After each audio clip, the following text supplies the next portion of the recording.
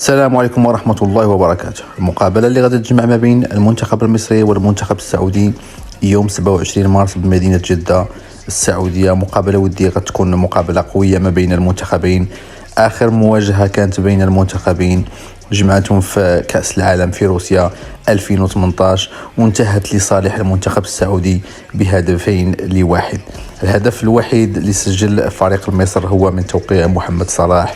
أما بالنسبة للهدفين للمنتخب السعودي سجل كل من سلمان والدوسري، سجلوا 2-1 في مباراة كانت قوية ما بين المنتخبين. المقابلة اللي غادي تجمعهم يوم 27 مارس غتكون مقابلة فاصلة بين المنتخبين، رغم أن المباراة ودية لكن المقابلة عندها طعم الخاص ما بين المنتخبين، ما بين المنتخب المصري والمنتخب السعودي.